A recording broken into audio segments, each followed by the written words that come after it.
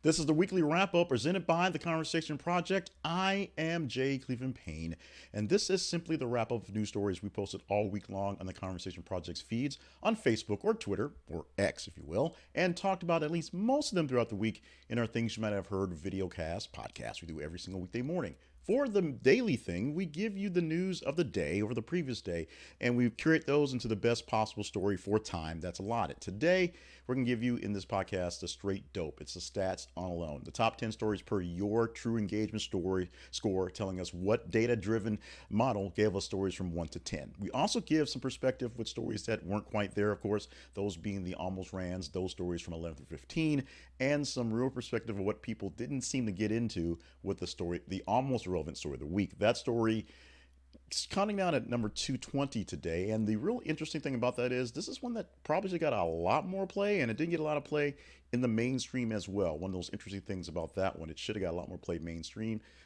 especially with the significance of it all. It did not. We'll tell you more about that towards the end of the show. We'll explain how the fees work as well and go through all how the process works out. Right now, we want you to remember that. Oh, one more thing. Story of the Week podcast is also presented. One of the stories in top 10 is presented in a extended version for more commentary. You can see that in a separate feed down the line as well.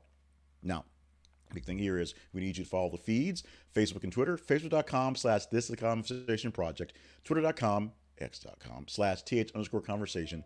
That is how you tell us every single day, every single way, how we get a chance to get the stories in this top 10. Plus, you email us at the Conversation Project, conversation inbox at gmail.com. I'm sorry. The website is the Conversation Project. The website is the conversationproject.com. The email address is conversationinbox at gmail.com. Let us know how we're doing for these things. Let's get into the actual podcast, the actual stuff, if you will. Rolling live, so live to tapes. Let's get this into the thing. Counting down from 10 to 1, like Casey Kasem did back in the day. Number 10 today of the week, ending December the 9th, 2023. Golden Bachelor, Jerry Turner and fiancé to marry in wedding ceremony airing live on ABC. Coming sometime in the middle January, I believe, we're going to have the wedding of Jerry Turner and Teresa Nish. She is the person that he chose as the Golden Bachelor, the really, really old bachelor, to marry after the love affair that was live, well, so more or less tape TV. It's going live, though. Going live in a ceremony ABC's televised for all the world to get into. Now, you may say this is just publicity stunt, and I say, oh yeah, hell it is. But it's also just a way to be a publicity stunt. They're going to use their honeymoon time, essentially, to get married for this going on. Now, it was a pretty big heartbreak when Lisa Finna did not get the chance to go to the final frontier with the Golden Bachelor, Jerry Turner. But what we do get out of this is a lot of people loving the show, loving the format, and loving how old people get to be like really, really devious and all the stuff that you see in the younger versions, except they're older. So which means there's hope for all of us. Or maybe there's no hope for all of us. It's all based on your perspective. Maybe it's great, maybe it's not so great, but the people love the show, love the sweetness of the characters. I say characters because, they're technically not people, they're characters, and going forward with that. Let's move on to the next story, which, believe it or not, was not a week not dominated by Taylor Swift is a good week, although people know what happened for her in the big news. But for what happened in the span of what we had here, the number 9 story was a big story that came out last weekend. Taylor Swift's rep issues rare statement debunking Joe Alwyn's marriage rumor. There was a rumor debunked by her publicist, not by Taylor herself, because she ain't got time for that stuff, about an Instagram account that said that Swift and Alwyn had some commitment ceremony, months back, and her rep had to say there was never a marriage or ceremony of any kind. Both, they were never married, and we had no ceremony. Just to make it clear, not there was no commitment ceremony, it's she's not married and there wasn't anything even close to it. Just to make sure everybody's straight. Now, this makes people much, much, much, much happy because the Taylor and Travis story is going on, and all the saccharin that goes along with it is just melting my dark heart, to be honest. Taylor Swift is the biggest person in the world, literally. You can hear more about that throughout the week inside of the post that we have right now going live. But what you're seeing right now is essentially the backlash is going on. Taylor Swift has dated a lot of guys and has a lot of weird rumors around her, but this is one that for some reason somebody trying to make a name for themselves online, throwing out a rumor that was pretty easy to unsubstantiate, unless they're all lying, going forward. Fans are like, what the hell? Why are you doing this? She's with Travis. Travis, oh my God, oh my God, oh my God. We do know that because the publicist said so, this is all a rumor. A bad rumor because it ain't true. Story hitting number 8 this week. Fans think Orange Bowl might not take place after canceled Georgia Florida State press conference. If you're a football fan like me, or you've been following some of our stuff and picked in on some football things, we talked a lot about the college football championship for this year, 2023-24 season. The games don't happen until after the first, so it's all that good stuff. We know that Alabama snuck in. We'll say snuck in because they were an unbeaten, or they were a beaten team that beat an unbeaten team in their college championship and drop them out of the actual running. Although there's precedent for the loser of the college championship in SEC to be tied with the other team. That happened with Alabama when they lost to Georgia when they were undefeated, and they both make the playoffs. It didn't happen this time. What did happen was Florida State, the unbeaten team of the Power 5 conferences, got dropped. So we got a bigger matchup because Alabama beat Georgia, and Alabama's a much bigger marquee because people want to see Alabama lose and win, versus Georgia, which everybody sort of expect to roll over everybody anyway, and Florida State, who is not a big moneymaker in a way of ratings as opposed to either Georgia or Alabama.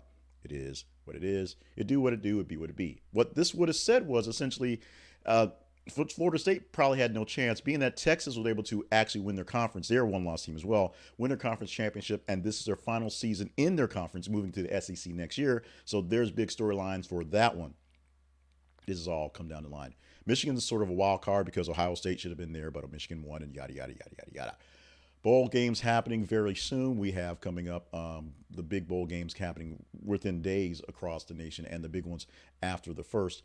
But we will see big time football coming up for college, and people really would hurt feelings for the actual story. Georgia and Florida State missed their press conference for the Orange Bowl because you have to talk about how great it is to be here. The kids love it. A chance to show off extra football, blah, blah, blah. They missed the press conference. No coaches, no representatives. People believe they might actually boycott that actual game. There may not be this Orange Bowl, the concession bowl, if you will, coming forward. Sorry for that. Got too excited about the actual games that count to talk about the teams that should be in there that are in a game that does not count. I apologize for that. Story clocking in at number 7 this week. This headline we didn't really cover online inside of the actual daily show, but it was a big deal internationally and here to be the number 7 ranked story of the week. Munich Airport suspends all flights on Tuesday morning due to freezing rain. Serious storms and serious issues with weather in overseas in Europe caused a lot of issues, including a lot of school closings across the actual continent of Europe itself. And one of the biggest things was air travel in Germany itself, and in Munich specifically, one of the most busiest airports in the world, especially if they're in Europe. They shut down all flights on Tuesday, not just to snow and to accumulation of actual packing snow, but the freezing rain in the area, which caused schools to close, which caused business not to open up as normal, and the closing of the airport in Munich.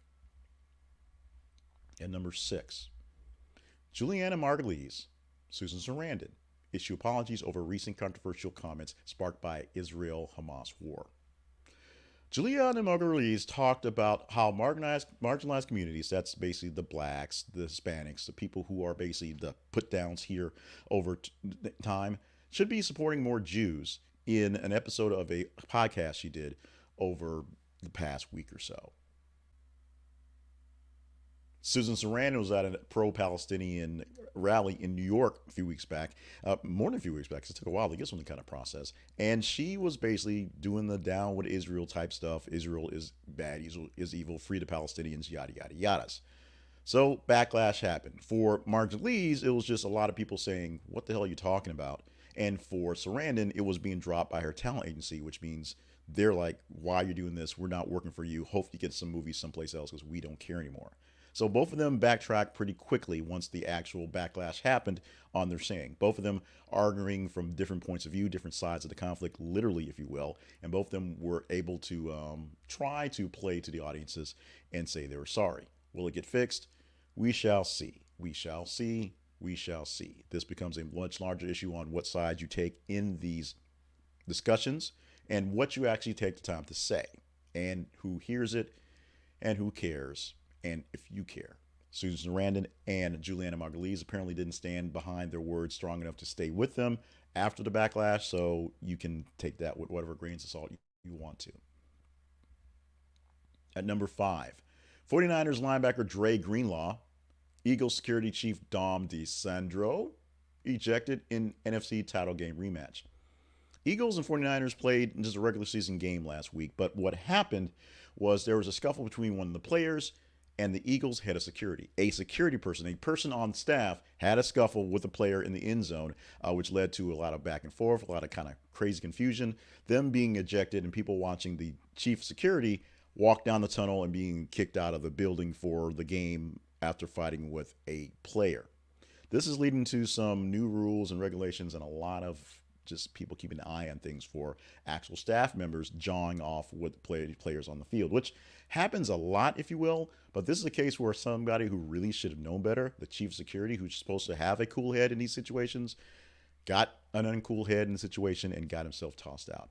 We will see how this plays out. In fact, he has a kind of a history of kind of jawing at players here or there, but not being close enough or not being in enough spotlight, at least, to be caught doing it. And this is a case where there were ejections. There are a lot of issues with that. And the game stayed kind of chippy for a while with the 49ers pulling off the win against the Eagles. But this is an issue that is a bit bigger than anyone, including the teams going forward. And number 4, this is a story that has a significant clickbait type of title. We just left the original title in there, and we actually changed it so it made a little more sense. Because the original title was that Simu Liu was basically dropping out of some Disney production. It is. The actual full title for the actual process is Simu Liu drops out of Disney World's Candlelight Processional. He was supposed to play a part in the Candlelight Processional as a Disney character in the great finale for the holiday season. He can't do it because of illness that he can't do it. Of course, he starred in Barbie this year as one of the Kens, one of the many Kens. And of course, he is the star of a Marvel movie on his own, Shang-Chi. And we're waiting for the Ten Rings to get its next shot in a Marvel movie. But it is owned by Disney, if you will. The original sort of pop-up was that a Marvel character, a Marvel actor being bounced from a Disney production. The production is the Candlelight Processional at Epcot Center this year. And that is all. We are returning to a story that we're returning to from last week, from weeks before, as it actually took a while to kind of process. The story itself is kind of over, but it popped up actually within the range of Friday and it lasted the weekend with its big response because it was a response that took over from last week to here.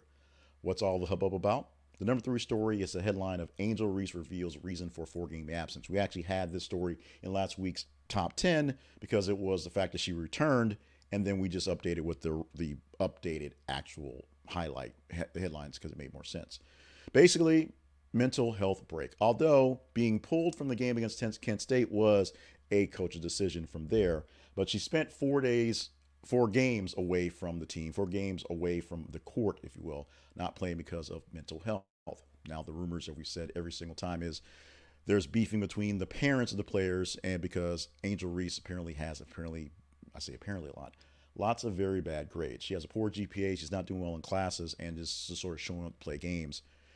We'll see how that plays out and whether it makes a difference coming forward. They had her instant bounce back when she came back to team. The biggest issue that they had is the team is shorthanded, and so not having their superstar is a big deal, especially when they're taking on their now conference play going into the next couple of weeks. We'll see how LSU will fare in the regular season, and if they'll be healthy enough to be full strength at the tournament.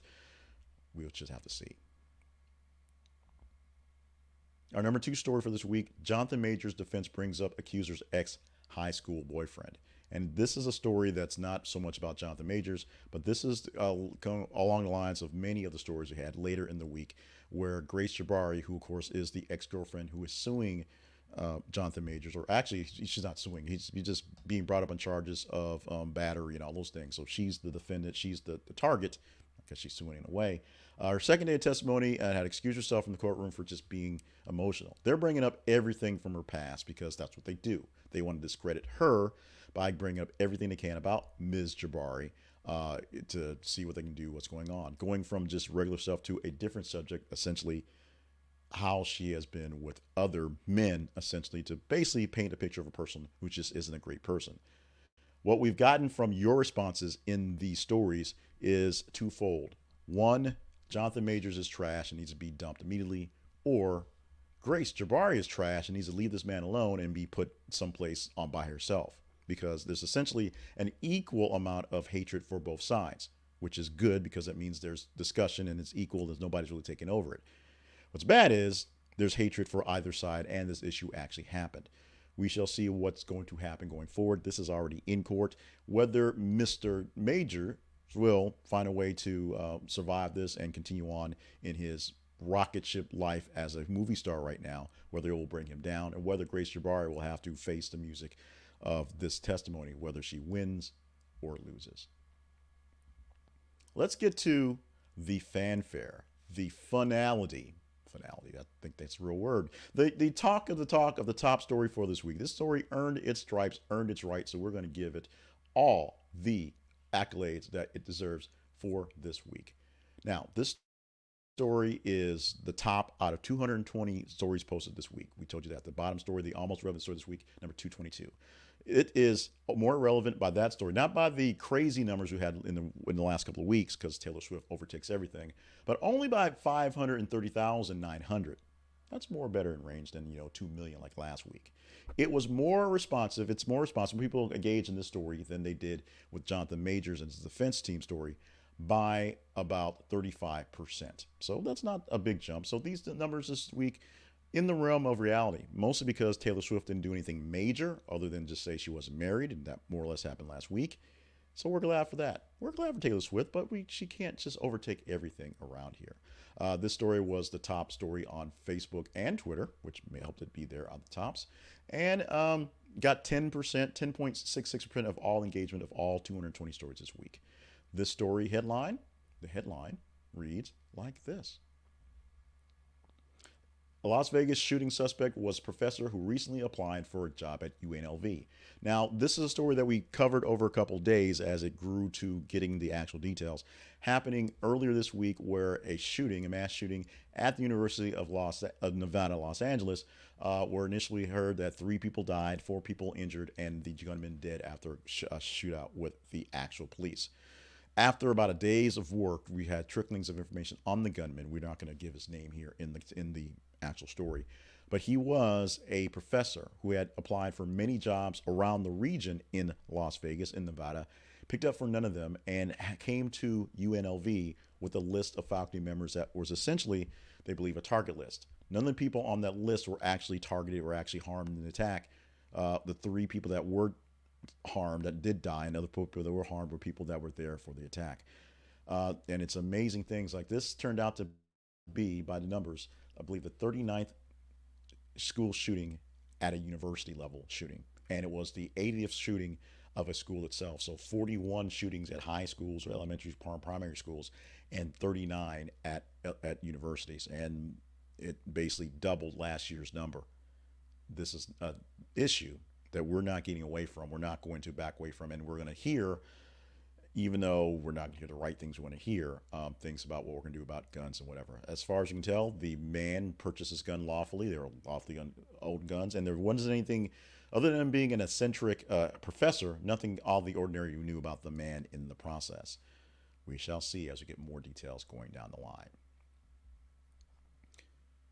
So let's talk about the story of the week. The story of the week is one story of the top 10 stories that we take some time to do some extra deep diving into. This week, it's story number 6, and it is Julianna Margulies, Susan Sarandon issue apology over recent controversial comments sparked by the Israel-Hamas war. We're going to take some time to go deep into them and kind of branch out into the actual issue itself. I'm going to give you a little heads up. I actually recorded that one before I recorded this one. So this is done, and it didn't quite go as the way I thought, not as well, the way I thought it would. It drifted off into some other things, and it brought into a light story that did not make it into this week's top 10 just by time and by numbers, where the presidents of 3 top universities were brought into Congress to testify on why so much anti-Semitism is happening in general and at their schools specifically, because there have been some big targets, they did horribly on those actual comments. They did horribly in their trying to fix them on the back end. Some of them have been fired. It's there. So we'll talk about that within next week's worth of news, but we'll go into this story and you can hear what I talked about that one and why the side you're picking in this issue is important. One, because it's important. Two, because your actual job may depend on it, because these two people quickly backed away from things when they found their job may be in jeopardy, which shows that maybe what they really felt about the issues weren't what they really felt.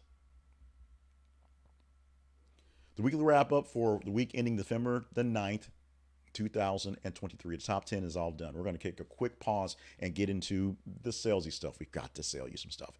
So we're going to talk about our sponsor for this week, a little bit of promotion, and then back for the almost rans, which are 11 through 15 stories, not quite top 10, and the story that should have gotten a lot more love this week. But if it did, it honestly would not have been in range to talk about at all. That's the almost irrelevant story of the week, number 220. That's coming up in just a second from the weekly wrap up for the week ending December 9th, 2023. So let's talk about our sponsor this week. We're going to highlight Ground News. Ground News is a new sponsor to us, but not a new service to us. Ground News is a great app that allows you to see what other people are seeing in the realm of the news. Literally, who's covering the news and how this is being covered. You can take any sort of topic, any news story from Ground News in the app, and it'll tell you how many stories are being posted from the left, how many stories are being posted from the right, and how many stories are as neutral as possible, or if it's getting any sort of balanced coverage at all. Sometimes you'll see that some stories that you're hearing all over in your favorite venue are getting no coverage on the other side, and there might be reasons why. One, it may not be that interesting. Two, they may be trying to hide it. You can figure it out on your own once you see who's covering things out there. You can sign up for this app and support good news because it actually helps you see news from the other side if you're that person, or block out news from the other side of that person. No judgment here. We're just asking you to check out the link for the app. This is theconversationproject.com/ground news. This is theconversationproject.com/ground news. This is theconversationproject.com/ground news for more details on how you can get in on better news, or at least different news from what you're used to getting. The Conversation Project lives at thisisaconversationproject.com. Find us at our website for more details on how we get to the weekly wrap up, or how we do our things you might have heard daily show, or why we're doing and how to find the story of the week, or all our little mini videos we're popping all day long, all the time, just to make sure we're engaging in news. We want to get the most conversational people doing the most conversational things with news and stories and things you might not have heard, and different types of tips, things, and birthdays and days in history, things like that. So we provide you things every single weekday morning to talk about that are based off of either the day, which is the history lesson and the birthdays and the celebration, or the news from the past day to get you started for your conversation. This thing right here, the weekly wrap up, the top 10 stories on your pace, on your pure engagement numbers, mean doing no moving anything around on this end. And of course, story of the week, where I get a chance to have some fun with one of those stories that you like the best.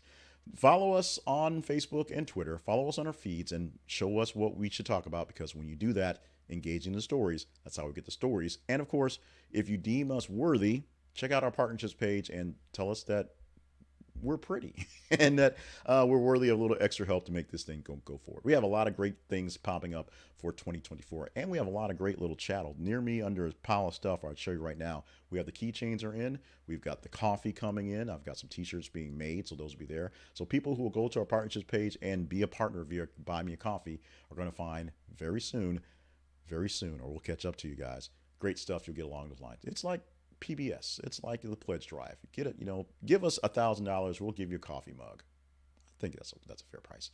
Check us out at our website. This is theconversationproject.com, and find out how the conversation does its thing every single day, including rolling back into the actual news and the almost rants coming up right now, 11 through 15. Those stories in that order. Starting off with story number 11. The headline for that story reads like this: Ships face Houthi claimed attack in Red Sea as officials say a U.S. warship also fires in self-defense. This is off the Gaza Strip. for lack of anything else. This is the other things going on while the Hamas and the Palestinians and the Israelis and all those folks are having their kerfuffle out there. And I don't want to make it sound like it's really, really just sort of flip, but it is what's going on. While things are going on the ground in Israel and in Gaza, in that area, things are going on in the Red Sea for all sorts of reasons. Mostly because people can sort of saber rattle and do what they can and just kind of fire off at the U.S. or fire off at other people, at commercial ships as well, because no one should be paying attention. They believe that. The Iranian-backed Houthis, who are also Iran also backs the Hamas, which is part of the problem, fired off some ballistic missiles at some commercial ships and a U.S. warship, shot down some drones, doing some stuff. Nothing's major has happened. No World War III-ish things at the moment, but right now there's a reason why there's extra involvement by U.S. aircraft and people stand by in the region just in case things do pop off. At number 12 this week, the headline of this story reads like this one: Dead Longhorn found on Oklahoma State fraternity lawn the day before championship game with Texas. Bad thing to do. Texas actually won that game. This one didn't get a lot of pub because there was actual things to talk about, I guess, and Texas win the game overshadowed it. I'm sure this was really big in Oklahoma and probably in Texas as well. But a fraternity prank popped out to be a really, really ugly, bad one that we hope won't be done again. The fraternity, of course, is founded by their agriculture students, so it was sort of a really, really sick surprise to put on them as well. Disturbing and just not so great. Kids, don't do this. Bad look. Bad look. The story at number 13. Jimmy Fallon tops late night ratings for third week in a row. Now that shows are back in order, Jimmy Fallon is showing that he's got the chops, the way to make his top ratings going forward. While many people may believe that it could be the other Jimmy, Jimmy Kimmel, who's doing more things that are more edgy and just getting more engagement online with the clips, because he's going straight after a lot of these political things, so he's getting a lot of looks on that end. It's Fallon who has the ratings for people because apparently people just want to sit back and chill as opposed to really get into thought-provoking things. He's on 90 million followers on social media. Kimmel only has 31 million followers there, so that's one reason why Fallon's gets more pub on those ends. But it's one of the things where right now Jimmy, the Fallon version, is winning the late night wars over Jimmy, the Kimmel version, and over the CBS show as well. At 14, Brock Lesnar's daughter goes viral because she looks exactly like him and is an amazing athlete. As we did when we put this in the Daily Show, this was one that made the Daily Show, but not quite high enough for the top 10. We says it's backwards. She's an amazing athlete and she looks like him.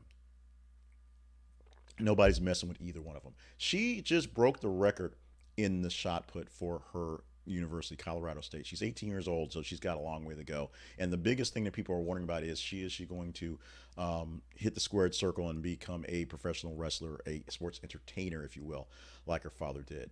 We don't know. Right now, we don't care. Let her keep beating those records in shot put, in records in track and field, in college. Let her do what she's going to do. Let Brock does what he's going to do, because Brock's going to Brock as well. And it's just a trip that people are seeing her. And she has the face of Brock Lesnar. You can't deny that this is, like, people look at my kids like, yeah, that's your kid. This kid is Brock Lesnar's kid. Another story that was in range, pretty high in range throughout the week, but we did not cover. Cleveland Browns David Njoku burned 17 to 18% of his body in a terrifying bonfire accident. This happening over the holiday weekend, where he burned his face and his arms in a fire pit accident in September. And right now he's dealing with the actual aftermath of this one. We are sending lots of positive thoughts and prayers towards him and his recovery as he's getting back to normal. Now, one more chance to remind you that we have a website. Everyone has a website. This is theconversationproject.com is our website. Find all the details of the Conversation Project at this website so you can know how to engage with us in various ways. We're going to talk about the feeds literally in seconds, but we talk about the feeds. We talk about all the things we have going on, to include the various places we're on, the platforms, Facebook, Twitter, YouTube. We're there. Instagram, we're there. So you can find us, everything in there as well. The conversation inbox at gmail.com is your way to connect with us directly, no matter whether you are a partner or not. send me an email and I can read it and I can deal with what it says. If it's comments that are great, we love it. If it's comments that are not so great, we may not love it, but we'll read it and we'll take it into consideration.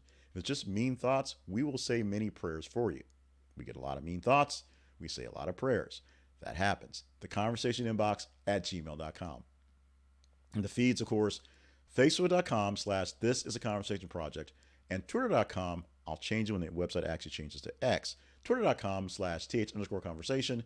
We post news stories every 50 minutes, all day, all night. So look for us when you're checking those feeds for your own stuff and engage in the stories. See what stories we got out there. Read a couple. If you may have missed them, they may have kind of caught your attention and go like, huh? Then like them, love them, hate them, share them. The more engagement a story gets, better chance it has of being talked about in the daily version of this thing and the weekend version right here, the weekly wrap up. Now, after the stalling, after the pausing, after the applause, I guess, the story at 2:20 this week, the story called the Almost Irrelevant Story of the Week, the story that was, oh, by the way, 530,900% less engaging than the top story, the Las Vegas shooting, which should be the top story, has this headline. Sandra Day O'Connor's first woman on Supreme Court dies at 93. Now, I am a bit saddened by you folks because she was appointed to court in 81 and she retired in 2006. So it wasn't that long ago. She actually co-authored the majority opinion in Roe versus Wade, the thing that we're all complaining about right now. She was the first woman on the court, and as that pioneer, should have got more love than this. Ironically, if she was anywhere between 16 and 219, we would say nothing about her. So we do get a chance to say a goodbye to Sandra Day O'Connor in this era in an ironic way, because the fact that few people actually engaged in this story after it was posted on last Friday gives us a chance to talk about it right now. She may not be RBG, but she was pre-RBG, and her ranking is something that should be accounted for. Thank you very much, O'Connor. Justice O'Connor. With that, justice is served, and we are done for the week. This has been the weekly wrap-up for the week ending December 9th, 2023. The website, thisisaconversationproject.com. The email address, theconversationinbox@gmail.com. The feeds on Facebook and Twitter. Find us, engage with us, tell us what stories to talk about here and all week long. Make sure you are actually staying limber, staying hydrated, and staying on task for all the grand things you are here to do in the holiday season and beyond. And stick with us for all the great things we're producing all week long, all the time. There is another podcast, another thing called The Story of the Week. You can find it in a separate feed, or if you're watching this on YouTube, it's right there as well. And we have another version of things you might have heard coming out on Monday. 10 stories that were vetted by you and curated by me from the weekend stories. We'll get over 90 stories. I'll give you 10 of them Monday morning. What stories will be the top 10 for next week per your engagement? We won't know for 7 days. So in 7 days, we'll be back for another edition of the weekly wrap up. Till then, I'm Jay Cleveland Payne saying thank you for being a part of the family.